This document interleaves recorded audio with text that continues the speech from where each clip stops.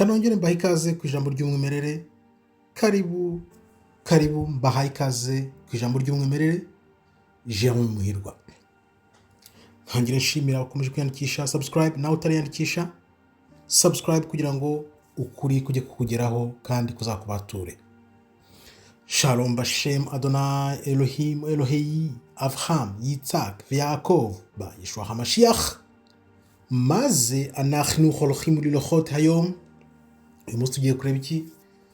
Tugiye kureba ubuhanuzi bw'iminsi ya nyuma bita ubuhanuzi bw'imperuka. Turabona ko bugenda bwegereza igihe cyabwo. Tugendeye ku buhanuzi, umenye ko hari ubuhanuzi bubiri, hari ubuhanuzi bwa Satani, hari n'ubuhanuzi bw'Imana. Uyu munsi rero tukaba tugiye kuvuga ku rusengero rwa gatatu rugomba kubakwa i Yerusalemu.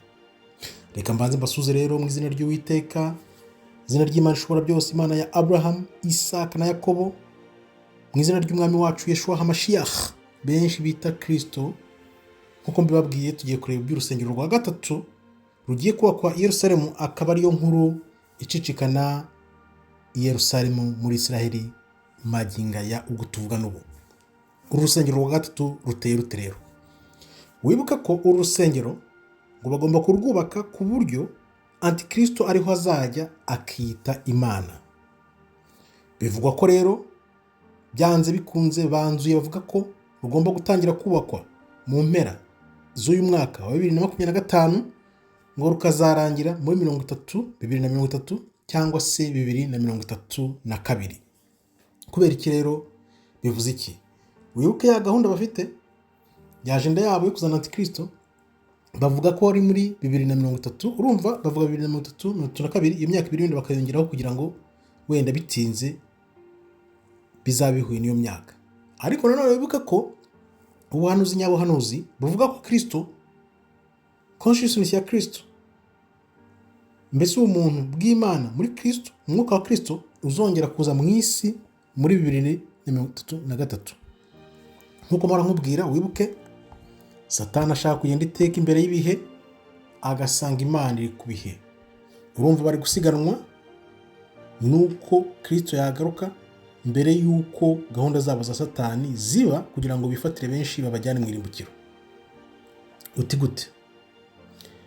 Bari abantu bari hera muri kiriya gihugu, twavuganye neza, mbabwira neza, mbereka neza ntashidikanya ko bari abantu bijyanye muri kiriya gihugu mu 1948. Kiriya ntabwo ari igihugu cyabo. Umuntu wabisobanukiwe yarabisobanukiwe.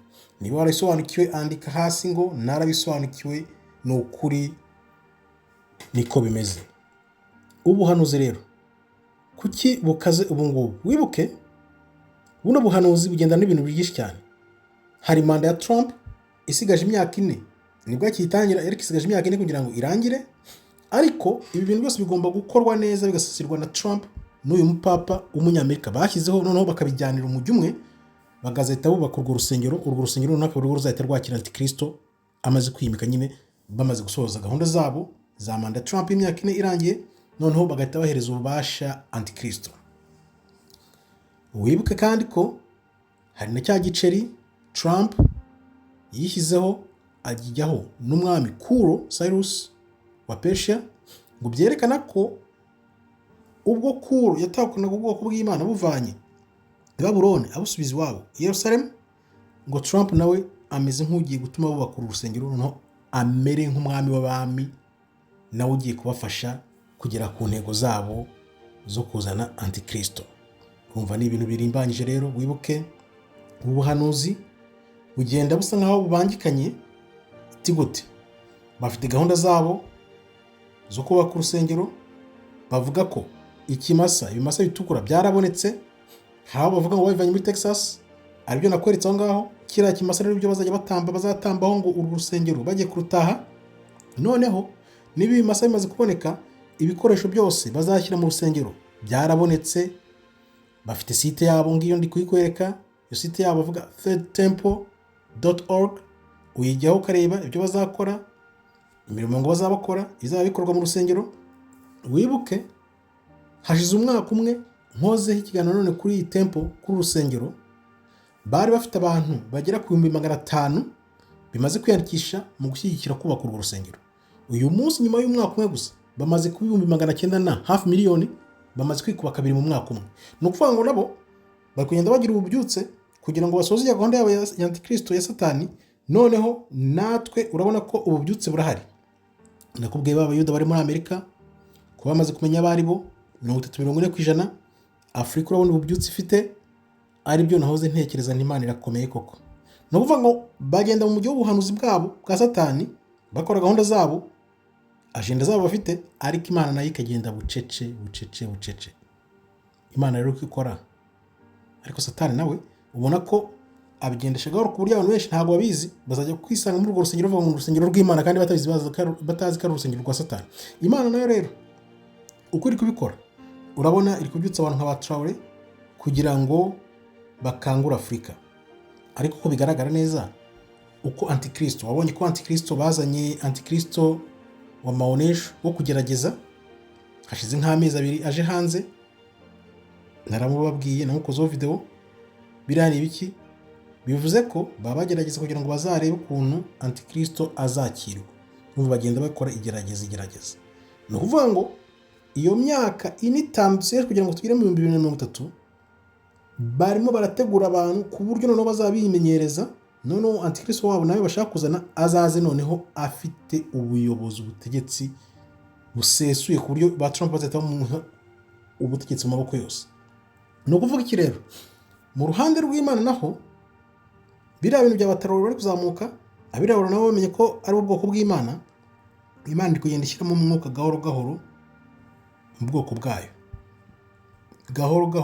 mu bwoko bwayo, kuko iyo myaka nijya kugera 5, benshi bazaba bazi ko ari ubwoko bw'Imana. Ariho rero hazahita haza amakuba y'imperuka, kuko ikinyoma cy'abantu bazaba bashaka kuzana antikristo yabo kizahita kigaragara, kuko buri wese azabona ubuhanuzi nyabuhanuzi n'ubuhanuzi bw'ikinyoma. Akaba ariyo mpamvu bazarwana ya ntambara y'inkundura ikomeye, kuko harimo na benshi basanga batanabizi. Aba bantu bavuga ko ngo biteguye na Kristo wo kuzarwana nawe, bumva ngo bashobora kuzamunesha. Niyo mpamvu ubona bitegura, bari gushyira ibyo bintu mu kirere hirya no hino. Ariko se ninde wahangara umwami w'abami? Ninde wahangara Kristo? Ninde wajya imbere ya Kristo? No guhuha umuriro rimwe gusa, bose bagahita bahinduka ivu. Uru rusengero rero rubaraje ishinga ku buryo bavuga ngo sibo bazarota rwuzuye. Ariko no ntakaba ikibazo.